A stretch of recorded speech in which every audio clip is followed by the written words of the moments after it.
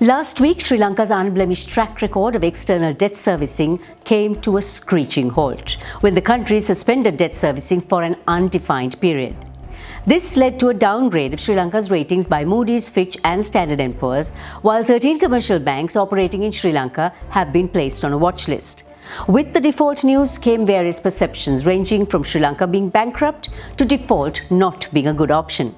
On Ceylinco Live Let's Talk, we have Executive Director of Verite Research, Dr Nishan De Mel, giving us a clearer view on the Sri Lankan debt default situation.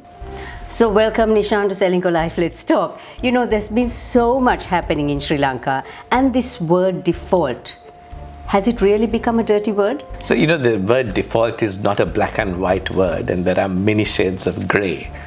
So I would say it's really not just about whether you default, but how you default that makes it, you know, less problematic or more problematic. So country ratings have hit rock bottom. Some call Sri Lanka a failed state, some say the country is bankrupt, some say remedial measures are too late. Where exactly does Sri Lanka stand? So each of these words, Savitri, that you use have different meanings in different contexts. So I would say the country is bankrupt in the sense that we can't provide essential imported items from fuel to electricity to medicine to the population. That's a type of bankruptcy. We have failed in the sense that we have not managed to keep our debt in a sustainable way. That the way we have run government has made our debt unsustainable, and that's a significant failure that causes us to restructure debt. In doing the restructure and the default, we've been too late. So I said that it's many shades of grey. We are on the very darker side of grey because we did not do it on time. And that is really where we are right now. So what's the immediate panacea, and then at least in what happens in the short term? So I think there are three things we should try to do immediately. We should first shift the allocation in our budgets. There is enormous human suffering right now. And the budget allocations need to shift away from physical security and physical infrastructure, because we spend more on our military than we do on health and education, towards human security and human infrastructure. That's health, education and welfare, poverty relief. Secondly, now that we have suspended debt payments, we can look for bridge financing. That is, we can ask other countries, other organizations to come and offer support to supply the essentials like fuel, like medication, and it's called bridge financing till we get the restructuring sorted out. Thirdly, I think we can also get grants from the World Bank, ADB, and they've already offered to really cushion the impact on the most vulnerable and most affected people in Sri Lanka. So those are three things we should do immediately. So Nishan, it's not going to be easy. What should the country expect and be prepared for as these measures are put in place, and how long is it going to take? So I think this how long depends on how we set about it, and that's a very important question. I would say if we do three things, if we invest rigorously in having a plan to agree with the IMF, because you need a plan. You can't simply expect the IMF to solve the problem.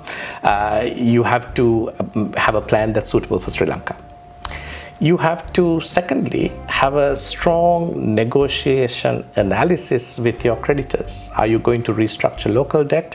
What are the pros and cons? What is the offer you're going to make creditors? And you have to have a menu of options when you go into a negotiation. That also requires analytical investment, and those have to be done right away.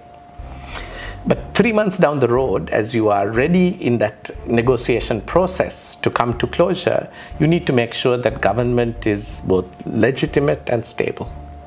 And you're not going to create insecurity for that agreement on the basis that there'll be elections in 6 months' time, or that the government is not acceptable to the people.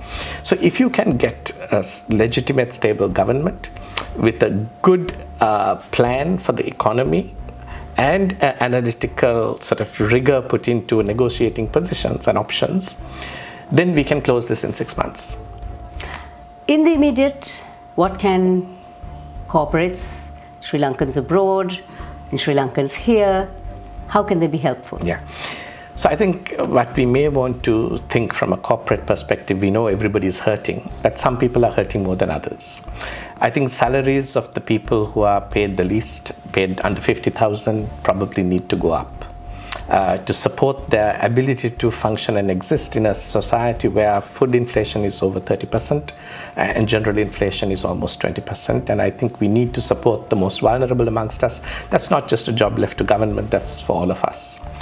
I think Sri Lankans abroad can think about how they invest back in Sri Lanka, invest in our export sector, bring brains and talent back into Sri Lanka, because the country must grow on its human and capital investment, and that is something that people outside and people internally can continue to try and provide.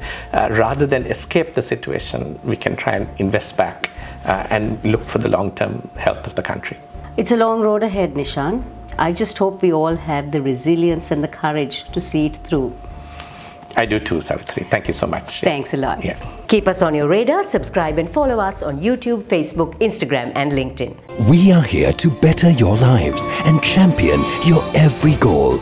With 12 billion rupees worth of customer benefits in 2020 and a life insurance fund worth over 100 billion rupees, our strength is your strength. You focus on your goals. We will take care of the risks. Ceylinco Life.